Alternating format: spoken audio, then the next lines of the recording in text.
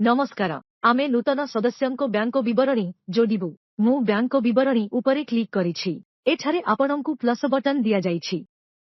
Plus button उपरे click कले आपणंकु bank विवरणी लेखिबा पई एक खाली पृष्ठा मिलिबो जेउथिरे आपणंकु बैंक पासबुक अनुसारे सदस्यंको नाम लेखिबाकू पड़िबो आपण एठारे अकाउंट नंबर प्रवेश करिवे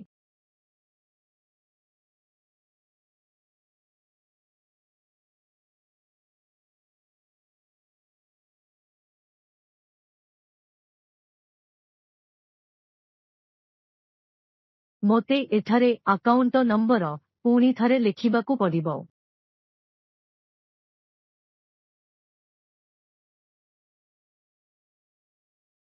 आपणंकु सदस्यंको अकाउंट खोलिबार तारीख देबाकू पड़िबो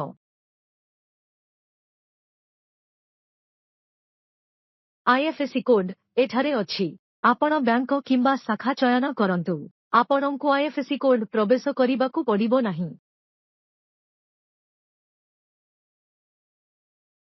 बैंक एवं शाखा चयन करिबा मात्रे आपण एठारे आईएफएससी कोड देखिबे सदस्यंकु पचारंतु जे अकाउंट प्रकार संचय ना जनधन एवं एहाकू चयन करंतु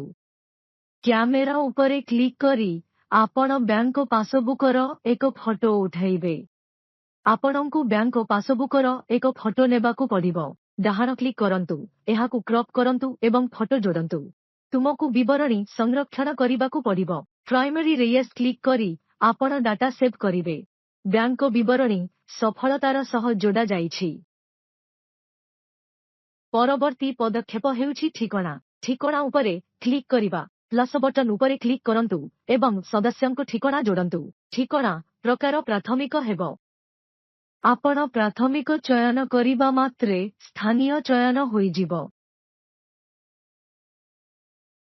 ठिकणा रेखा प्रथमे आपण देखिपारिबे जे आपणंकु ग्राम पंचायत चयन करिबाकू पड़िबो एवं गाँर पिन कोड विवरणी सेव करिबाकू पड़िबो आमर ठिकणा संचय करा जाइछि धन्यवाद।